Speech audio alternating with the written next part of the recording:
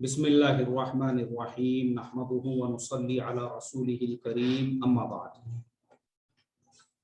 हमारे तमाम ही मुअज़्ज़ज़ स्टूडेंट्स, जिसमें मेल्स भी है, फीमेल्स भी है, जिसमें शादीशुदा भी है, अनमैरिड भी है, और जिसमें कुछ ऐसे बुजुर्ग भी है जो खुद जो है माशाअल्लाह एक बहुओं की और दामादों की पूरी एक उनकी अपनी फैमिली है। तो हर टाइप के लोग हमारे इस जो नया सेशन हमारा जुलाई का शुरू हुआ है उसके अंदर जो हमारे स्टूडेंट्स हैं, हर तरीके के हर टाइप के स्टूडेंट्स माशाअल्लाह हमारे इस क्लास के अंदर मौजूद हैं। आज हमारा पहला सबक है। आज हम पहले सबक की शुरुआत कर रहे हैं।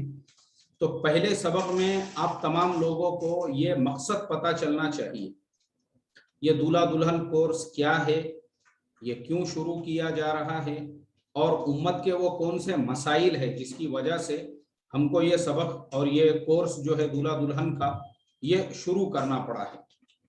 तो देखो, सबसे पहली जो चीज है, सबसे पहली चीज हम लोगों को ये समझना जरूरी है कि निकाह, शादी, यानी इस दुनिया में बसने वाले इंसान, चाहे वो मुसलमान हो, नॉन मुस्लिम हो, मर्द हो, औरत हो, हर एक के सामने शादी ब्याह का मसला होता है। और यही वो मसला है जिसकी वजह से आज दुनिया बड़ी परेशान नजर आती है। गरीब हो, मालदार हो, दीनदार हो, बददीन हो, शादी ब्याह के मसले में हर आदमी मुतफक्किर है। और इंसान की जिंदगी में सबसे ज्यादा परेशान कुन बाब यही समझा जाता है। गरीबों का तो पूछना ही क्या है, मालदारों की शादियां भी जैसी कुछ होती है। इस सिलसिले में उनको जो जहमतें उठाना पड़ती है वही जानते होंगे। देखो, एक्चुअल में शादी ब्याह एक ऐसी चीज है। अब यहाँ पे दो बातें, एक तरफ तो अल्लाह के नबी सल्लल्लाहु अलैहि वसल्लम की सीरत है और सहाबा इकराम की जिंदगी है। अगर हम उसको फॉलो करते हैं तो ये शादी ब्याह हमारे लिए एकदम सिंपल अमल है। और दूसरी तरफ दुनिया है, और दुनिया के वो रीत रिवाज है, और दुनिया के अंदर जो पैदा हुई बहुत सारी चीजें हैं जिसकी वजह से ये शादी ब्याह इतना ज्यादा डिफिकल्ट हो चुका है, इतना ज्यादा ये मुश्किल हो चुका है। आज गरीब हो, अमीर हो, दीनदार हो, बेदीन हो, मुसलमान हो, नॉन मुस्लिम हो, किसी भी समाज का इंसान, शादी ब्याह का जब लफ्ज आता है ना हमारे यहाँ पे, हमने इसको इतना मुश्किल बना दिया हुआ है। अभी मेरा जो कल का सबक था कि लड़कियों को देखने के लिए जब जाते हैं तो किस किस तरीके की हमने आज फॉर्मेलिटीज बना के रखी हुई है। हमने एक्चुअल में एक सादा अमल, और शादी इसलिए जरूरी है क्योंकि बगैर शादी के हम जी नहीं सकते हैं। ये शादी ही है जिसकी वजह से दुनिया के अंदर जो आज तक खानदान महफूज है, बिरादरियां महफूज है, और जो जीनियालॉजी है ये जो दुनिया के अंदर महफूज है वो इसी शादी ब्याह के बंधन की वजह से। अगर ये शादी ब्याह नहीं रहती थी तो फिर क्या है, कोई नस्ल महफूज नहीं रहती थी, इंसानों में और कुत्तों में और सुअरों में कोई फर्क नहीं रहता था। लेकिन चूंकि हम इंसान हैं इसलिए हमारे लिए शादी करना जरूरी है, और शादी से ही हमारी जो नस्लें हैं वो नस्लें महफूज रहती हैं। लेकिन हमने क्या किया, शादी ब्याह को आज के जमाने में लड़का लड़की देखने से लेकर, यानी लड़का लड़की जो है वो देखने से लेकर तो लड़की की रुखसती और वलीमे तक इतना ज्यादा हमने उसको मुश्किल बना दिया हुआ है, जिसकी वजह से जो है ना शादी मतलब शादी का नाम सुनते ही लोग एकदम से घबराहट में मुब्तला हो जाते हैं। मतलब शादी मतलब क्या। अब आप देखिए, मैं आपको एक दो मिसालें देता हूं। जैसे मैंने कल आपको वो मेरे स्टूडेंट की मिसाल दिया जिसको 80,000 रुपये सैलरी है, लेकिन उसके रिश्ते में भी इतने प्रॉब्लम्स आ रहे हैं। लड़की उसको पसंद है, वो लड़की को पसंद है, लेकिन जबरदस्ती हमने जो बीच में ये सारे फॉर्मल रिश्तेदारों को बीच में घुसा दिया है, उनकी वजह से क्या हो रहा है, उस बेचारे का रिश्ता नहीं जम पा रहा है। मैं आपको बताता हूं आज हमने कितना डिफिकल्ट बना दिया शादी ब्याह के रिश्ते को। आप देखो, ये जो रीत रिवाज ये समाज के अंदर है हमारे, उसकी वजह से, छोटी छोटी बातों की वजह से हमारे रिश्ते टूट रहे हैं, और वो छोटी छोटी बातों की वजह से शादियां वक्त पर नहीं हो पा रही। अब लड़का लड़की को देखना एक छोटी सी चीज है। अगर एक लड़का एक लड़की को पसंद आता है या लड़की लड़के को पसंद आ जाती है तो फौरन उनकी शादी करके दे देना चाहिए। मगर हमारे समाज में क्या हो गया है कि एक, यानी सबसे बेसिक जो चीज है, एक लड़की के लिए एक लड़का है और लड़के के लिए एक लड़की है, लेकिन उसी में इतना प्रॉब्लम हो चुका है कि एक नौजवान मेरे पास यही आया, उसकी उम्र हो चुकी है 45 साल। 45 साल मतलब मेरी एज से भी 2-3 साल ऊपर, क्योंकि मेरी भी उम्र 45 साल नहीं है, मेरे से भी बड़ा हो गया वो अब, क्योंकि मेरे बच्चों की शादी होने वाली है, लेकिन उसकी अभी तक शादी नहीं हुई। और वो आके मुझे कहने लगा, मौलाना आपके पास में कोई तावीज मिलेगा क्या? बोले रिश्ता जमने के लिए। मैं बोला भाई क्यों, रिश्ता क्यों नहीं जमा आपका? बोले यार मेरे को लड़कियां ही पसंद नहीं आ रही है, लड़की ही पसंद नहीं आ रही है मुझे। मैं लड़की के सिलसिले में फलाने शहर, हैदराबाद, बेंगलुरु और फलाने गांव और फलाने इतने गांव देखा, बोले आपको यकीन नहीं आएगा, मैं दुबई और कतर तक जा चुका हूं लड़की देखने के लिए, मगर उसके बावजूद भी मेरा रिश्ता नहीं जम रहा है। अब आप मुझे बताइए, यानी उस इंसान ने इतना मुश्किल बना दिया निकाह को। उसकी उम्र 45 साल हो चुकी है, फिर मैंने उसके सर पे हाथ फेरा तो पूरा टकला हो चुका था उसका, पूरे सर के बालों के रवानगी के आदाब हो चुके थे उसके। मैंने ऐसा प्यार से सर पे हाथ घुमाया उसके, मैं बोला जरा मैं आपके चांद पर थोड़े से हाथ हाथ घुमाना चाहता हूं, अब तो पूरी रवानगी के आदाब हो चुके हैं, मुश्किल है। मैं बोला अब तो शादी होना आपकी, क्योंकि जो एज थी उसकी, इतना इतना मुश्किल बनाया हमने निकाह को। तो ये मैंने आपको एक मिसाल दिया हूं, ऐसी कई मिसालें हैं मेरे पास में कि लड़का लड़की देखने से लेकर लड़का लड़की पसंद आ गए, रिश्ता हो गया, सारी चीजें हो गई, अब एक रिश्ता टूटा है। अब मैं आपको उसका रीजन बताऊं, रिश्ता क्यों टूटा। रिश्ता सिर्फ इसलिए टूटा कि लड़की वालों के घर पर कुछ कपड़े वगैरह पहुंचाने का था, तो लड़के वालों ने अपने दूल्हे के मामू के हाथ से वो कपड़े पहुंचाए। तो लड़की वालों को उस पर गुस्सा आ गया, उनका बोलना ये था कि दूल्हे की माँ ने आके देना चाहिए था या बाप ने आके देना चाहिए था, मामू ने आके क्यों दिया। वो मसले पे से लड़ाई झगड़े यहाँ तक पहुंचे, वो रिश्ता टूट गया। और शादी होने से पहले ही, वो जो शायर ने कहा है ना, बोले बाहर आने से पहले खिजा चली आई, ये हाल हो गया वहां पे। तो ये हमने जो है ना इतना मुश्किल बना दिया ये शादी ब्याह को। तो आज के ये शादी ब्याह को जो हमने मुश्किल बना के, डिफिकल्ट बना के, इतना ज्यादा उसको जो है ना दर्द सर जो बना दिया हुआ है। तो हमारा ये जो दूल्हा दुल्हन कोर्स है ये इसीलिए, ताकि हम उस निकाह को, उस शादी को आपके लिए एकदम सिंपल और एकदम आसान करके बता सके कि भाई एकदम सिंपल तरीके से आप कैसे निकाह कर सकते हो, बगैर खर्चे के, बगैर आप किसी की परवाह किए के, बगैर अपना पैसा बर्बाद किए के। तो हम ये दूल्हा दुल्हन कोर्स का मकसद यही है कि आपका निकाह सादा होना चाहिए, आपका निकाह सिंपल होना चाहिए, और आप जो है कम से कम खर्चे में अपना जो है निकाह का रिश्ता किस तरीके से, और आपको जो जीवन साथी ढूंढना है अपने लिए, चाहे लड़का हो या लड़की हो, उसमें क्या क्वालिटीज होना चाहिए, यानी जो क्वालिटीज होती है ना, क्वालिटी वो क्या होना चाहिए, हम आपको ये पूरे सबक के अंदर बताएंगे,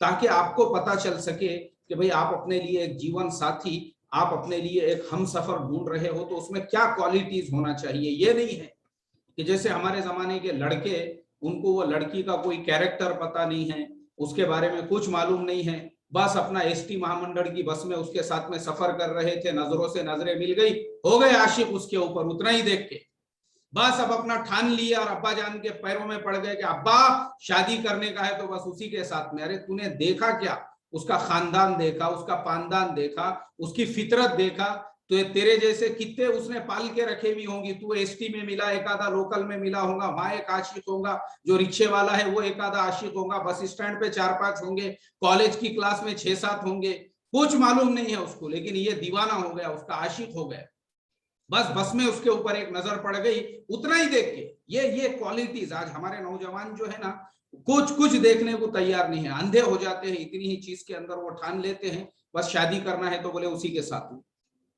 और ऐसे ही बहुत सारी लड़कियां भी, उनको कुछ नहीं मालूम है लड़के के अंदर क्या क्वालिटी है, लड़के का एजुकेशन लेवल क्या है, लड़का कैसा है, उसके माँ बाप कैसे है, उसकी फितरत कैसी है, वो शराबी है, वो जुआरी है, वो कैसा लड़का है, कुछ मालूम नहीं है। खाली उसको एक नजर देख लिए, उसने अपने मामू के बेटे का जैकेट डाल के आ गया, फूफू के बेटे का पैंट पहन के आ गया, और चीचा के बेटे का शूज पहन के आ गया, और खाला के बेटे का जो है गॉगल लगा के आ गया हीरो बन के, और आने के बाद में जो है महल्ले के अंदर और एक आधे दोस्त की बाइक लेके आ गया लड़की के महल्ले में, ऐसे दो चार कट मार डाला उसके सामने, बस उतना देख के ही वो लड़की आशिक हो गई उसके ऊपर। बस बोले मेरे को शादी करने का तो है, शादी अगर करने का है तो बस अब यही जो फायर एंड फ्यूरीज का जो हीरो है ना, बोले ये टकलुद्दीन, वो जो टकला है उसके अंदर वो टकला, बस बोले ये टकले को मैंने देख ली, इस पे आशिक हो गई मैं। ट्रिपल एक्स में का जो टकला है वो, बस वो वैन डीजल, शादी करना है तो ये वैन डीजल के साथ में, बोले नहीं तो बस नहीं करने का है, बस उसी के चांद को जो है सहलाते रहने का है बस। ये हमारे आज के जमाने के लड़कियों की जो है ना ये क्वालिटीज है, उनको आज लड़कों के अंदर ये चाहिए। या लोकल ट्रेन में सफर कर रहे हैं, लोकल ट्रेन में, और लोकल ट्रेन में सफर करते करते जो है वो लड़का जो है, लड़का उसने वो जो लोकल ट्रेन में जो लोहे का खंबा होता है उसको एक हाथ में पकड़ लिया, और पकड़ने के बाद वो एक पैर स्प्रिंग के ऊपर रख दिया उसके, और ऐसे झुक के जो है वो नीचे से जो है पत्थर उठा रहा उसके नीचे से, ट्रेन के नीचे से। वाह क्या कारनामा अंजाम दिया। शादी करने का है तो यही इससे ही करने का है, बोले यही स्पाइडरमैन की औलाद से, नहीं तो नहीं करने का है बोले मुझे। अरे उसका एजुकेशन लेवल देखो, उसका खानदान देखो, उसका पानदान देखो, कुछ देखे नहीं। और मैं आपको बता दूं, मेरे पास यहाँ ऑफिस में तलाक के लिए जो है एक मसला आया मियाँ बीवी के दरमियान, ऐसे ही करोड़पति घराने की एक लड़की, ऐसे ही एक बागड़ बिल्ले की जो उचक बिल्ले की जो हरकतें थी वो देख के उसके ऊपर आशिक हो गए। अरे क्या बाइक भगाता है बोले, ऐसा कट मार देता है ना बोले, वो सारी चीजें देख के उसके माँ बाप ने समझाई भी, अरे ये जो है ना अपने को कोई उचक बिल्ली का खेल नहीं करने का है, अपने को इसको कुछ सर्कस में करतब दिखाने को नहीं, अपने को अच्छा एजुकेटेड मैच्योर्ड उसके साथ पूरी जिंदगी गुजारना है तुझे। बोले नहीं नहीं मुझे करना है तो उसी के साथ में करने का है। कुछ नहीं मालूम, उसका खानदान नहीं मालूम, पानदान नहीं मालूम, उसकी बिरादरी नहीं मालूम, उसकी रिश्तेदारी नहीं मालूम, कुछ नहीं मालूम उसके बारे में, बस अंधे बहरे हो गए उसकी मोहब्बत में। और जब उसकी मोहब्बत में अंधे बहरे हो गए, फिर उसके बाद में क्या हो गया, हो गई शादी उसके साथ। अब उसके साथ शादी होने के बाद पता चला वो तो एक नंबर का सटोरिया था, जुआरी था, आईपीएल के सट्टे का उसको नाद लगा हुआ था। अब आईपीएल में उसने अपना सब कुछ बर्बाद कर दिया। वो जो बीवी आई हुई थी उसके जेवरात भी बेच दिया उसके चक्कर में, उसके जहेज का सामान भी बेच दिया, सब बेच दिया उसने। लड़की के माँ बाप को जब पता चला तो वो फौरन आए, उन्होंने अपनी बेटी को अपने घर पे लेके चले गए। उन्होंने बोले भाई ये आईपीएल का जुआरी है, हमारी बेटी को भी बेच देगा ये एक आधे मैच के ऊपर, उसको भी लगा देगा बोले। जब उनको पता चला कि मैच पे ये आदमी कुछ भी लगा देता, कभी अपनी बाइक लगा दिया मैच के ऊपर, और बाप के दो चार भैंसा थे वो भैंसा भी एक मैच के ऊपर लगाया, उसमें वो भी हार गया। बोले कहीं बेटी को ही एक मैच के ऊपर ना लगा दे, इसलिए उन्होंने उस बेटी को अपने घर पे लेके गए। वो बेचारी की जब आंखें खुली कि मैंने तो खाली इसके करतब देखकर इसको पसंद करी थी, लेकिन ये तो एक नंबर का जुआरी है बोलकर। तो इसके लिए ये जो दूल्हा दुल्हन कोर्स है, इसमें हम आपको सिखाएंगे इंशाअल्लाह कि आपका जो लाइफ पार्टनर है उसमें क्या क्वालिटीज होना चाहिए, उसमें क्या खुसूसियात होना चाहिए। ये नहीं है कि उसकी करतब देखकर आप उसके ऊपर आशिक हो गए और आपने बोलेगा नहीं शादी करने का तो उसी के साथ, तो ऐसा नहीं है। और दूसरी चीज, शादी हो गई आपकी, अब शादी के बाद की जो आपकी लाइफ है, जो आपकी जिंदगी है, वो पीसफुल होना चाहिए, उसमें प्यार होना चाहिए, उसमें मोहब्बत होना चाहिए, उसमें मियां बीवी में ऐसा जोड़ होना चाहिए, आपस के ताल्लुकात होना चाहिए उसके अंदर। उसके अंदर जो है ना दोनों का सेक्रीफाइस होना चाहिए एक दूसरे के लिए। तो वो कब होगा, जब आप हमारा कोर्स कंप्लीट करोगे, उसके बाद आपको पता चलेगा कि किसका किसके ऊपर क्या हक है, तब आपको पता चलेगा। जब आपको हक ही पता नहीं चलेगा तो फिर आप मारामारी चलेंगी, फिर जरा जरा सी बात पे से झगड़े होंगे, आपस में झगड़े होंगे, आपस में लड़ाइयां होंगी, और मियाँ बीवी की जो लाइफ है और जो जिंदगी है वो जहन्नुम बन के रह जाएगी। क्यों? क्योंकि किसी को किसी के हक पता नहीं है, ना बहू को सास के हक पता है, ना सास को बहू के हक पता है, ना शोहर को बीवी का हक पता है, ना बीवी को शोहर का हक पता है। जब किसी को किसी का हक पता नहीं है तो इसलिए फिर ऐसे इस तरह से लड़ाइयां हो रही है। और झगड़े हो रहे हैं, अल्लाह हिफाजत फरमाए। तो आज का जो हमारा सबक है वो यहीं पे ख़त्म होता है। अब अगर आप लोगों में से किसी का कोई सवाल है तो व्हाट्सएप के ऊपर आप मुझे मैसेज करेंगे और मैं आपको यहाँ से उसका जवाब दूंगा इंशाअल्लाह, ठीक है। चलिए,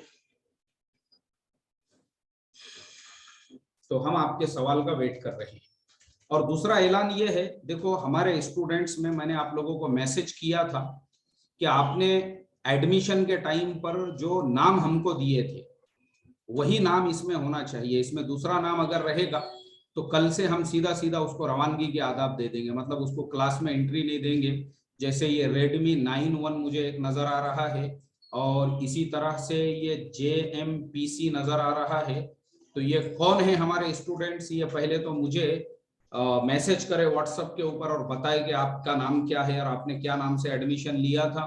और दूसरे ये अरसला भी एक नाम मुझे नज़र आ रहा है, तो ये भी कौन है हमारे स्टूडेंट, तो वो भी मुझे जो है मैसेज करके बताए, क्योंकि मैंने पहले ही मैसेज किया था कि जिसने जिस नाम से एडमिशन लिया है मुझे जूम की आईडी पे वही नाम होना चाहिए।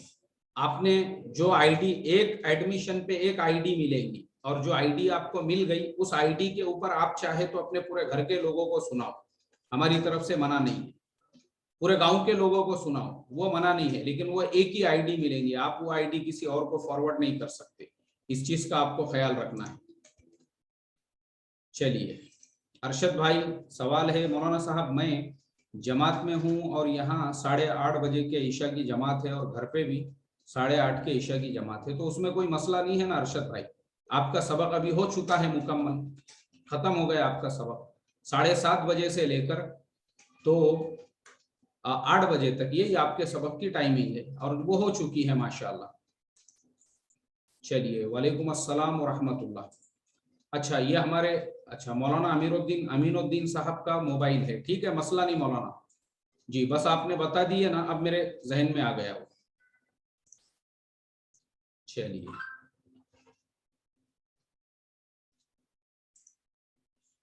अस्सलामु अलैकुम व रहमतुल्लाह। Sir, request you to please start our DD session at 7:40 PM because मगरिब की नमाज खत्म होके 7:40 होता है जी। भाई तनवीर भाई, एक्चुअल में सबक तो आज हमारा जो है और लेट शुरू हुआ, मेरे ख्याल से कुछ 7:45 बजे शुरू हुआ। आप तो 7:40 बोल रहे हैं, 7:45 पे सबक शुरू किया मैंने, क्योंकि मैंने आपके आने से पहले ही ऐलान किया था कि जो स्टूडेंट्स हमारे मगरिब की नमाज वगैरह, क्योंकि हर जगह लेट है, मुझे खुद नमाज पढ़ के यहाँ बैठने तक जो है 32-33 हो गए थे, तो वो कोई इशू नहीं है। वो इंशाल्लाह हमारा सबक जो है 40 से ही शुरू होगा, लेकिन उससे पहले स्टूडेंट सब ज्वाइन हो जाना चाहिए, इसलिए मैंने वो ऐलान किया कि 35 से सबक शुरू करेंगे जी। हाँ, चलेगा ना? चलिए, अच्छा, सिराज मुल्तानी साहब का अर साला के नाम से जो है ये है, ठीक है, चलेगा। चलिए, मुझे लगता है अब तमाम स्टूडेंट्स के जो सवालात थे हमने आपके जवाब दे दिए। किसी भी स्टूडेंट्स का कोई सवाल रहेगा तो रोजाना सबक के बाद हमारा सेशन रहेगा क्वेश्चन आंसर का, उसमें आप बिल्कुल हमारे से सवाल पूछ सकते हैं। हम आपके सामने बैठे हुए हैं, ये हमारी लाइव मजलिस है, कोई रिकॉर्डिंग वगैरह नहीं है, ठीक है। चलो, अल्लाह ताला बेइंतहा कबूल फरमाए। पाबंदी के साथ रोजाना का सबक आप लोगों को ज्वाइन करना है, ठीक। अस्सलामु अलैकुम व रहमतुल्लाहि व बरकातहू।